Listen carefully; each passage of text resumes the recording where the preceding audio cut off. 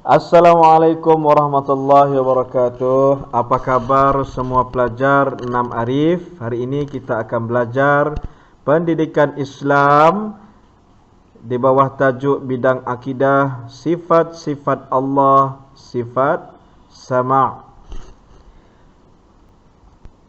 Baik pelajar sekalian, pelajar boleh merujuk kepada buku teks pendidikan Islam tahun 6 muka surat 69, iaitu pelajaran yang ketujuh, sifat-sifat Allah, iaitu sama'. Okey. Sebelum kita mulakan pelajaran, Ustaz nak tanya, apa yang kamu faham dengan sama'? Ya, betul. Okey. Jadi sama' ni adalah berasal daripada perkataan bahasa Arab yang berasal daripada sama'a, yang bermaksud dengar. Okey. Jadi sebelum kita pergi lebih lanjut, saya nak awak lihat buku teks awak, muka surat 69. Apa yang awak nampak dalam gambar tersebut? Ya, betul sekali, tepat sekali. Okey. Gambar yang pertama, kita boleh lihat seorang pelajar sedang duduk di stesen bas, sedang mengucapkan subhanallah, subhanallah. Jadi apa yang dia buat? Dia tengah berzikir di dalam hati. Kita lihat pula gambar yang kedua, iaitu Pak Imam itu mengajak jemaah untuk mari kita baca surah Al-Baqarah bersama-sama.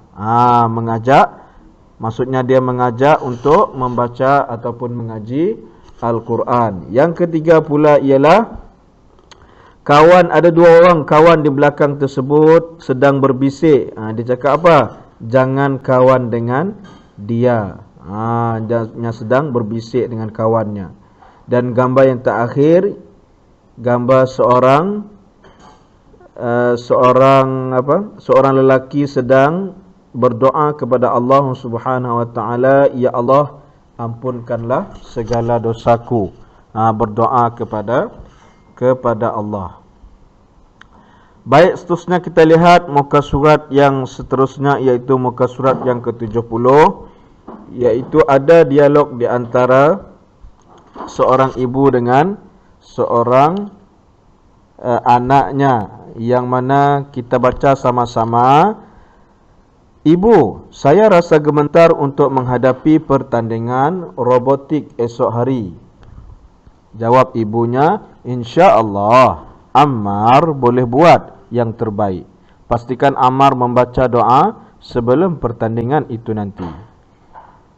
Ammar pula bertanya kepada ibunya, doa apa itu ibu? Ibunya pun menjawab, bacalah doa penenang hati sayang. Doa memohon dimudahkan urusan dan doa-doa yang lain. Doa boleh dibaca dengan kuat atau dalam hati sahaja. Bukankah Allah mempunyai sifat sama'? Sifat sama' itu apa, ibu? Allah bersifat sama' bermaksud Allah maha mendengar setiap sesuatu, sama ada bunyi yang kuat atau yang sangat perlahan, seperti bisikan hati manusia. Pendengaran Allah berbeza dengan pendengaran makhluknya kerana Allah tidak memerlukan deria pendengaran dan pendengaran Allah tidak terbatas. Subhanallah, hebatnya Allah. Kita wajib beriman dengan sifat sama Allah. Allah yang maha mendengar akan setiap sesuatu dengan sentiasa berhati-hati pada setiap pertuturan dan bisikan hati kita. Jadi dalam dialog tersebut, apa yang awak dapat? Ya, betul. Yang pertama, kita dapat tahu bahawa Allah maha mendengar setiap sesuatu. Sifat sama Allah itu adalah Allah maha mendengar setiap segala sesuatu, sama ada bunyi yang kuat ataupun yang sangat perlahan. Seperti apa? Bisikan hati manusia, suara haiwan ataupun binatang yang sedang berzikir pada Allah, semuanya Allah boleh dengar. Okey. Dan poin yang kedua ialah kita sebagai seorang Islam, seorang yang beriman, seorang mukmin haruslah wajib kita beriman dengan sifat sama Allah. Karena apa? Sifat sama Allah ini adalah termasuk dalam 99 asmaul husna, iaitulah nama-nama Allah Subhanahu wa taala. Dan juga pendengaran yang kita ada sekarang tu, yakni kita mendengar melalui telinga, berbeza dengan pendengaran Allah Subhanahu wa taala, yang mana jauh bezanya dengan makhluk, iaitu yang dicipta oleh Allah Subhanahu wa taala. Allah ini adalah Khaliq, iaitulah pencipta kita lah. Dan pendengaran Allah Subhanahu wa taala ini adalah sangat pendengaran Allah Subhanahu wa taala ini ialah tiada batasannya. Okey. Jadi muka surat seterusnya kita lihat muka surat 71, iaitu kita lihat dalil naqli. Apa itu dalil naqli? Iaitulah dalil yang diambil daripada Al-Quran ataupun hadis. Okey. Jadi di sini dia datangkan dalil bersifat sama Allah SWT ini daripada Al-Quran. Kita baca sama-sama. A'udzubillahi minasyaitonirrajim.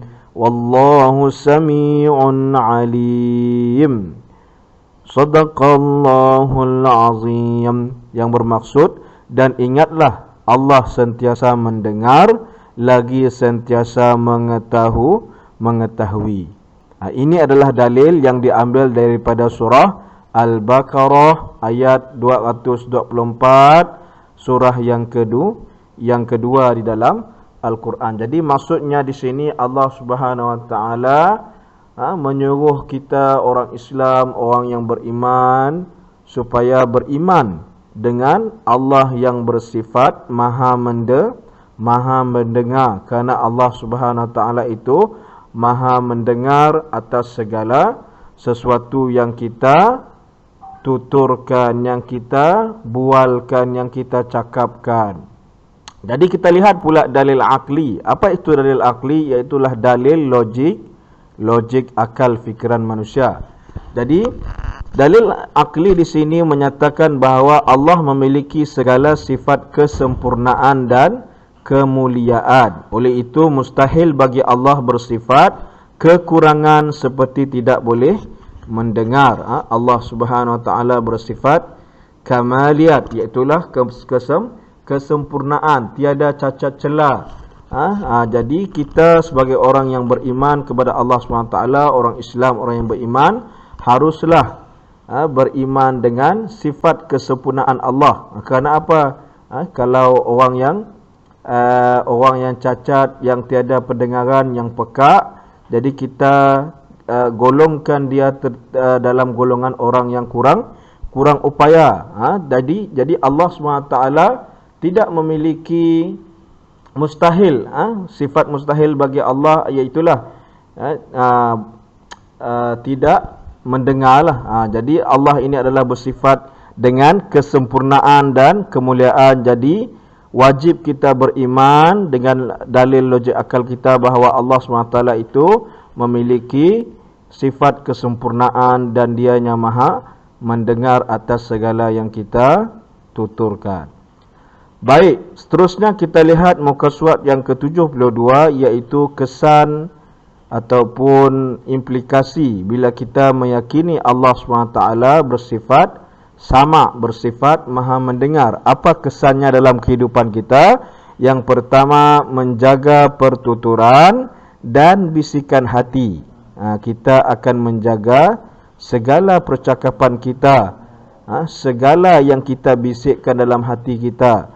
Sebab apa? Sebab setiap pertuturan dan bisikan hati kita Allah maha mendengar. Sama ada kita bertutur benda yang baik ataupun kita bertutur benda yang buruk, Allah pun dengar. Allah maha mendengar. Sama ada kita bisik dalam hati kita perkara yang baik ataupun kita bisik dalam hati kita perkara yang buruk, Allah juga maha mendengar setiap apa yang kita bisikkan dan tuturkan. Okey, yang kedua, sentiasa berdoa memohon pertolongan pertolongan Allah. Okey, jadi kita sentiasa berdoa kepada Allah sebab Allah Maha mendengar setiap doa yang kita panjatkan kepada Allah SWT. Mungkin hari ini Allah belum makbulkan doa kita, mungkin minggu depan, mungkin bulan depan, tahun depan Allah akan makbulkan. Tapi Allah itu Maha mendengar doa kita. Setiap yang kita doakan Allah akan mendengar dan menjawab doa yang kita panjatkan. Okey, yang ketiga, menjadikan bacaan Al-Quran dan zikir sebagai amalan. Jadi maksudnya kita menjadikan bacaan Al-Quran dan zikir itu sebagai amalan. Untuk apa?